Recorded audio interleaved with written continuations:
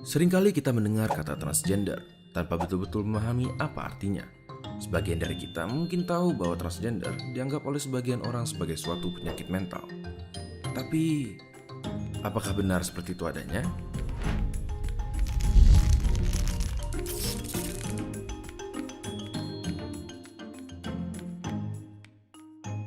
Menurut Walter Bochting, seorang profesor di bidang medical psychology, transgender berarti mempunyai identitas kelamin yang berbeda dari yang dimiliki seseorang di saat lahir.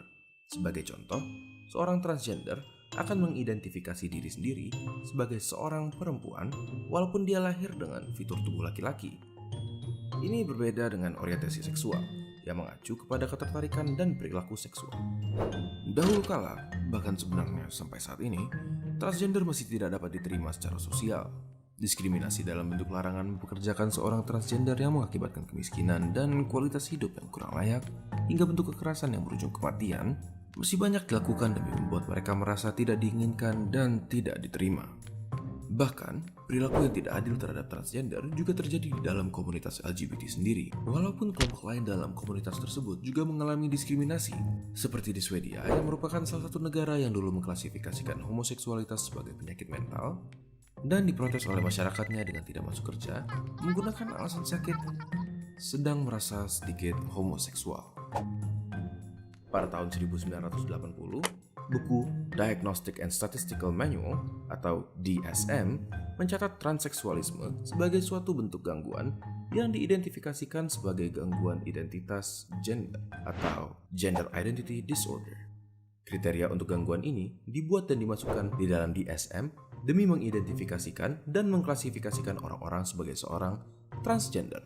Tidak hanya itu, WHO atau World Health Organization juga mempunyai peran dalam mengklasifikasikan transseksualisme di dalam daftar global kondisi medis mereka yang disebut International Statistical Classification of Diseases and Related Health Problems, disebut juga sebagai ICD, di mana menjadi seorang transgender dianggap sebagai seseorang yang mengidap penyakit mental. Namun, di versi terbaru ICD oleh WHO, transgender tidak lagi dianggap sebagai suatu penyakit mental.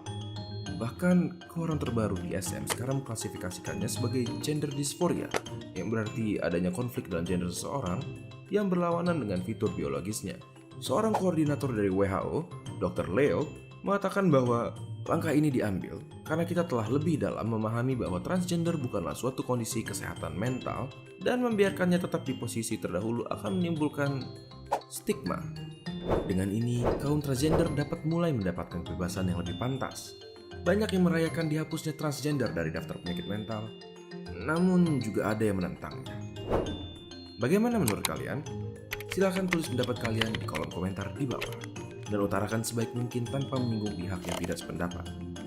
Kami sangat menghargai diskusi yang terstruktur dan sehat. Jika kalian menyukai video pertama kami, kalian dapat membagikannya ke teman-teman kalian dan melibatkan mereka dalam diskusi ini juga. Jangan lupa untuk subscribe jika kalian tertarik dengan konten berikutnya yang akan kami sampaikan. Terima kasih dan sampai ketemu di video berikutnya.